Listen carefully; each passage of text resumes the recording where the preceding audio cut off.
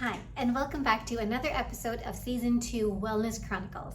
My name is Pooja Patel. I'm a registered nurse and diabetes educator from Toronto, Canada. With Wellness Chronicles, I really do hope to create a community, a source of information, a platform that is going to encourage and motivate you to live a happier, healthier life by implementing those lifestyle changes that you know you have to implement, but is just taking a long time and a sustainable way to do it.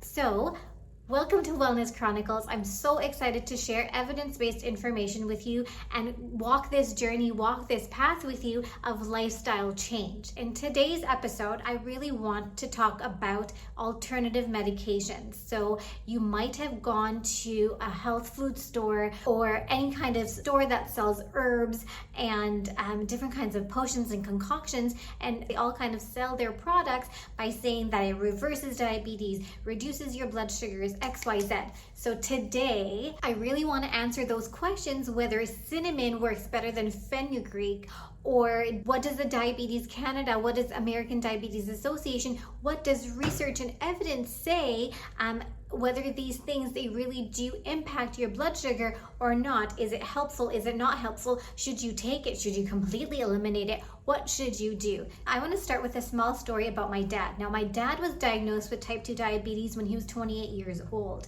He was very, very young. And at that time, in the late 70s and the early 80s, you really didn't understand, or you really didn't have that. There was no resources or diabetes educators, for that matter, to educate him on how to manage his diabetes journey. So my parents believe in more natural remedies than they do pharmaceutical medications, which is also okay, just as long as it manages your blood sugar. So now for years and years and years, my mom made these concoctions and potions and powders and all these different things for my dad. And my poor dad, he actually drank and ate all of those things that she actually made for him, thinking that it's going to make a huge difference in his blood sugar. It's going to make the diabetes go away.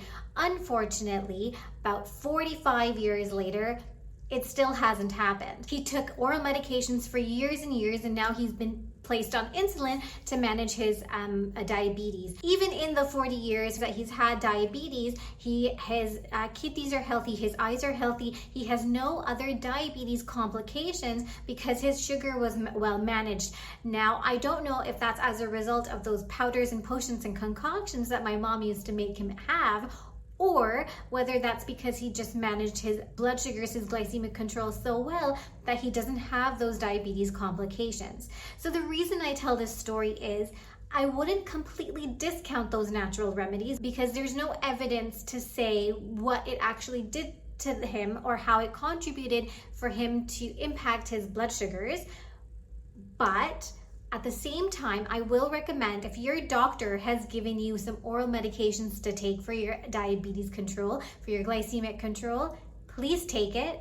Also do other natural remedies, but make sure it's cleared by your physician, and also take those oral medications that your doctor has prescribed you. Let's talk about specific meds or specific natural remedies that people think really impact their blood sugars. So the first herb that I want to talk about is garlic. So a lot of people swear by garlic reducing their blood sugar levels, but there was a study that was done that concluded, it was very decisive, that it did help with cholesterol and it did help with blood pressure, but it did not have any impact on those patients who had type 2 diabetes. A lot of people talk about aloe vera gel. Now, aloe vera gel in 2 randomized clinical trials was inconclusive. And so basically what that means is it gave no scientific evidence that it really did decrease blood sugar or not. So we don't know what happened with aloe vera gel, whether it works or whether it doesn't work. Might do something, might be great for the skin, but not necessarily for blood sugar levels. Growing up in a South Asian household, my parents swear by Karela juice, or it's also called bitter gourd. This is a vegetable that is widely available in South Asian countries, and it's called Karela or bitter gourd. With this particular vegetable, the clinical designs were just not up to par to actually conclude any or to provide any conclusive evidence that it actually lowered blood sugar or not. Another seed that is really common in a South Asian household is methi seeds or fenugreek seeds. With these methi seeds or with these fenugreek seeds, the hypothesis is that it helps decrease the absorption of carbohydrates in the bloodstream. So now that's the hypothesis. No, when scientists went and did the clinical trials, there really just wasn't enough evidence to say, okay, I'm going to bottle this up and sell it to lower blood sugar. So again, inconclusive, no data that really supports that it actually lowers blood sugar. Again, it might be great for other things like detoxifying your liver, maybe good for the skin, but nothing necessarily to suggest that it's going to lower blood sugar. Okay, so that was all the stuff that doesn't work. Let's talk about things that do work, natural remedies that do work. So what I really, really like, and I totally subscribe to as a diabetes educator, is vinegar. So anything with acetic acid, it could be apple cider vinegar, white vinegar, kitchen vinegar, any vinegar that has acetic acid in it. Not necessarily the sweet vinegars like balsamic or red wine, only because they are sweet and they do have some sugar content in it. So I suggest any vinegar that has acetic acid in it and that is not a sweet vinegar. So there was a great study that was published in the American Diabetes Journal. The candidates were given 20 mils of apple cider vinegar that was diluted in 40 mils of water with 1 teaspoon of saccharin. And this was given 2 minutes before their meal, and their meal consisted of 87 grams of carbohydrate. So that was their meal, 87 grams of carbohydrate, which is significant. It's a lot of carbs. So then the participants' blood sugar was then measured at 30 and 60-minute mark. And so what was phenomenal and what it showed was at the 60-minute mark, patients who were insulin resistant had significantly increased their insulin sensitivity at that 60-minute mark after the meal, which is so great because really, it's just something that you can take. It can increase your insulin resistance. And again, not only are you just lowering your blood sugar, you're actually you're actually trying to reverse the insulin resistance that is getting you to be type 2 diabetic in the first place. Another study that was absolutely so cool that was published and reported by Diabetes Canada was that patients were given apple cider vinegar before going to sleep, and they were given it with a snack of 1 ounce of cheese. So patients whose fasting sugar was 7.2 millimoles normally actually had a 6% reduction in their fasting sugar, and those patients who had a fasting sugar of less than 7.2 millimoles per liter had actually a 0.7% reduction of fat in their fasting blood sugar. So again, really, really cool. So if you are insulin resistant, acetic acid or any kind of vinegar really, really works. So totally recommend that if you are going to have apple cider vinegar or any kind of vinegar, have it before your biggest meal. Again, just a tablespoon, nothing too much, diluted in water so you're protecting your teeth, and then have it before your biggest meal. When I was doing research for this episode, I looked at a lot of research and a lot of literature, just trying to make sure whether vinegar was a good remedy for those who had type 2 diabetes and pre-diabetes and insulin resistance. And there were countless studies that did support that vinegar or acetic acid really did have an impact on sugar. And so I was really trying to look at what the science behind it is. So the science behind it is that I really was looking for was 2 things. What it does is it actually decreases starch absorption. So if you're decreasing your starch absorption, less glucose is going into your bloodstream. The second thing that it does is it actually delays gastric emptying. So the same kind of effect that the GLP drugs have, the same kind of effect that Ozempic has. So you are fuller for longer, so you are not hungry, and your brain is telling you that you're full, so you're not constantly snacking and you're not constantly eating. So the digestion is a little bit slower from your stomach. I guess the takeaway here is that vinegar and acetic acid, they really do work, and there is science and evidence to support that the vinegar does actually help you decrease your blood sugar, especially if you do have some insulin resistance. So a cultural therapy that also really works is yoga and Tai Chi. So a lot of people swear that yoga and Tai Chi will actually decrease their blood sugar significantly, and again, it does work, and I think the mechanism is that it is exercise. Really, you are moving your body much more than just sitting or lying down or just reading a book, for example.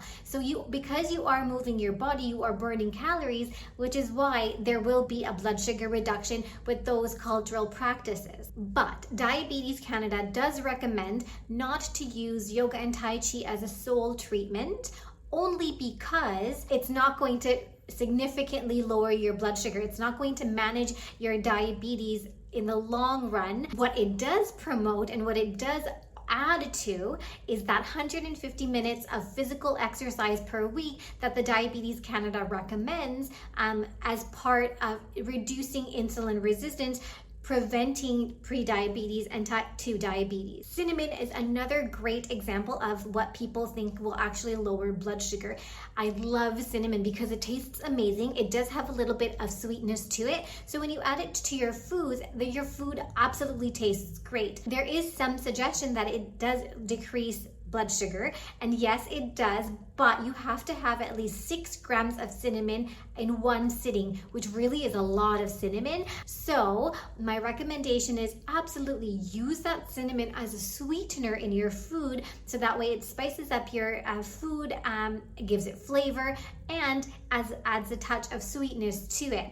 I do not recommend, though, that you use it as a sole measure of decreasing your blood sugar. From all of this conversation that we've had in this episode, I recommend that really use those alternative remedies and natural remedies. If you believe it's going to help you, it shouldn't hurt because it is natural stuff, and it's stuff that you would eat anyways. But do not stop taking your pharmacological medicines. So if your doctor has prescribed you oral medicines or has prescribed you insulin, for example, don't stop taking that and solely focusing on Tai Chi, yoga, cinnamon, apple cider vinegar. Don't do that all on its own. You can do it as a complementary remedy or as a complementary therapy, but not on its own. Bringing back my dad into the conversation, I am not sure what those powders did to him and did to his body.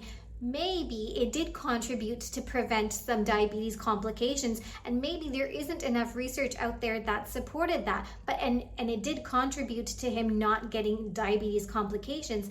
But at the same time, he took his medicines, got his exercise and steps in as part of his daily routine, and he did keep his glycemic control pretty tight, which actually impact progression of diabetes complications. So again, the takeaway is, if you're going to be implementing natural alternative remedies, you absolutely go ahead, have it cleared by your doctor, and absolutely go ahead and implement it into your lifestyle, implement it into your routine. But don't forget and don't eliminate taking those pharmacological medicines, the oral medicines that is actually going to help you prevent having those diabetes complications, and is going to help you with good glycemic control. So that brings us to the end of the episode.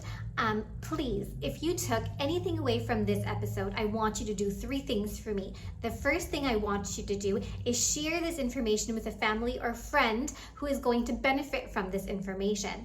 Second of all, I need you to subscribe to Wellness Chronicles. What this will do is this will help me create more evidence-based content, so that way we can have a happier, healthier community that is knowledgeable and informed on how to take care of their diabetes from evidence-based sources. And the third thing is, please like and comment on this episode, so that way I know that you guys are appreciating the content, and recommend what kinds of topics you would like me to present and provide more information and evidence on, so that way we can have a happier, healthier community. Until next time, please stay happy, stay healthy, stay kind.